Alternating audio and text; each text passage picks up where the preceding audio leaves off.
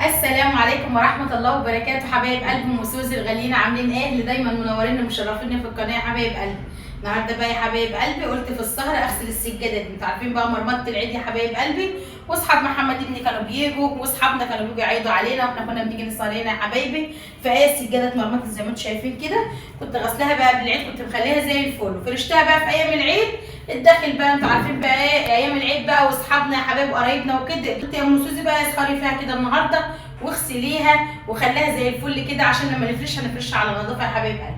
هشيلها بقى اروح انا ماليه البانيو، بالله في البانيو يا حبايب قلبي، وامسكها في الصاله ادعكها ضحكه حلوه كده واروقها واخليها زي الفل يا حبايبي.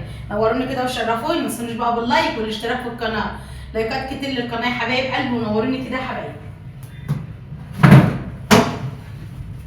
شايفين برده عليها عفره كتير، هخلصها وانا امسك الاوضه برده ايه اتمسحها كده واروقها برده. بس هغسل السجاده الاول.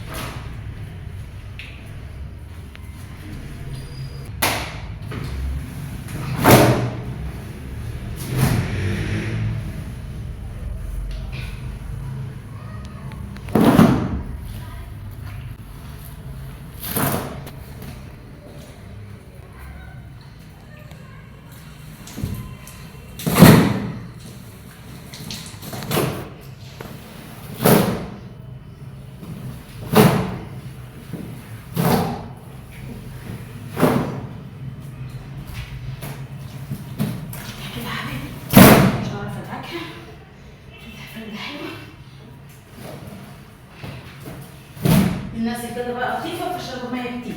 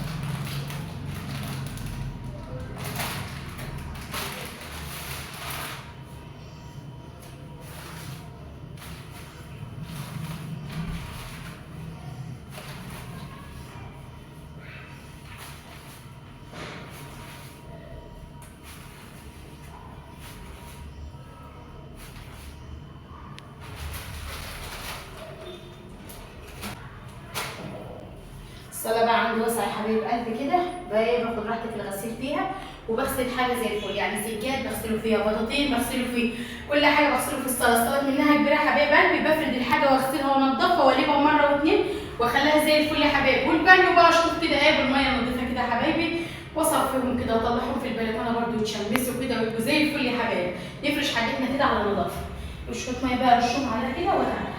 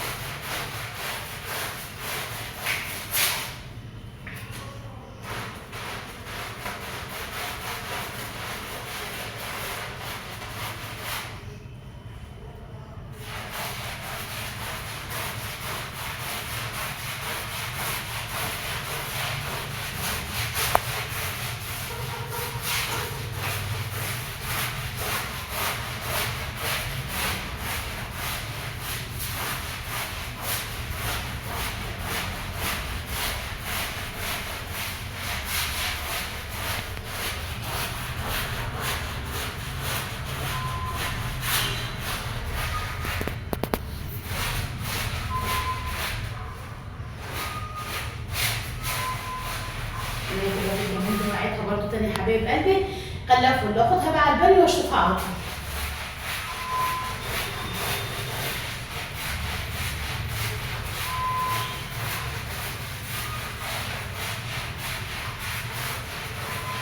انا بحب احط في السجاده في اوضه الركن يا حبايب قلبي صيف شتاء، بحط السجاده بتاعت الركن لان بيجي عندنا ضيوف وكده، فلازم نحط بقى سجاده كده حبايب قلبي بدل ما ينفعش السجاده ده على طول.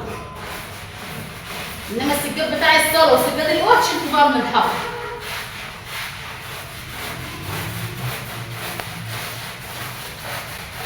احنا عادتنا اكتر عادتنا بتيجي في اوضه الركن.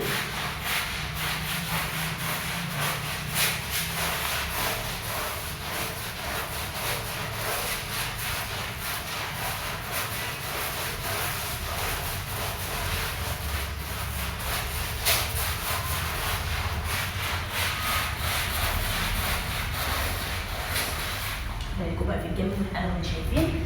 بس انت واخدها زي الفل يا حبايبي، ادخلها بقى على البانيو اشطفها بقى مع نفسي عشان ما اطولش عليكم الفيديو. ده كنت خلصت الروتين بتاعي. بس نرجع باللايك والاشتراك في القناه. يا سلام يا حبايبي.